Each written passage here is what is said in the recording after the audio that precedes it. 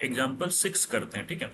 In a given figure, ये figure दिया हुआ है, इसमें ए डी बटा बी डी, बी डी दिया हुआ और ए ई बटा ई सी दिया हुआ, यानी कि थेल्स थ्योरम दिया हुआ है हमारे पास, ठीक है। थेल्स थ्योरम यानी कि ये और ये आपस में पैरेलल होगा, क्योंकि ये रेशियो समान है तो क्या हो जाएगा, ये और ये डी और बी सी आपस में पैरेलल हो जाएगा। बस इतना चीज दिया हुआ है। और दूसरा चीज क्या दिया हुआ है, ये एंगल और ये एंगल आपस में बराबर है।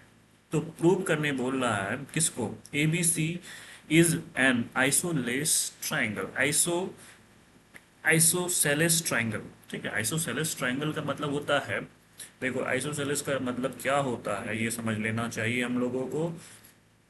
अगर दो साइड बराबर हो, इनके सामने वाला जो एंगल होगा वो भी आपस में बराबर होगा, ठीक है। आइसोसेलेस का मतलब क्या होता है कि दो साइड बराबर होना चाहिए, ठीक है।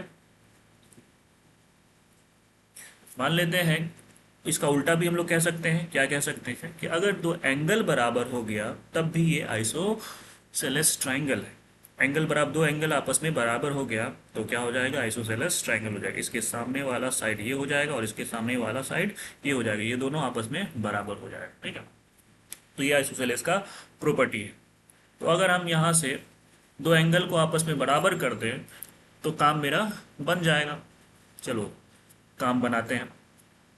देखो यहाँ से ये और ये एंगल आपस में बराबर दिया गया है, यानी कि angle D, angle A D E बराबर एंगल ए सी बी, ये दोनों आपस में बराबर है, ये गिवन है, ठीक है, ये हमारा गिवन है।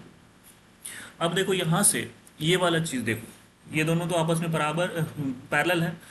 पैरेलल है, क्यों पैरेलल है, क्योंकि ये रेशियो समान है ना।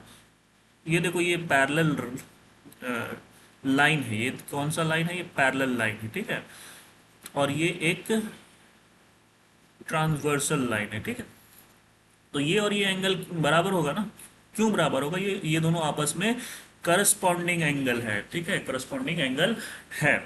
तो यानी कि हम लोग कह सकते हैं कि एंगल ए डी ई बराबर angle angle angle A angle A B सी।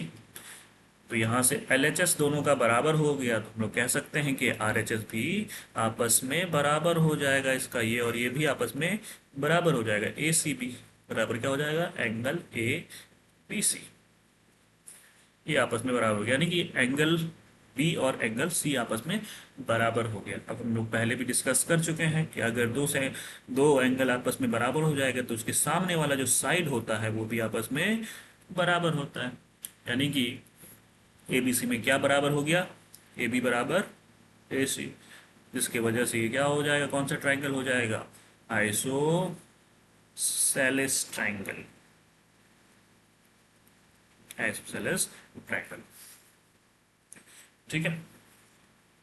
समझ आया, ओके, ठीक है, थैंक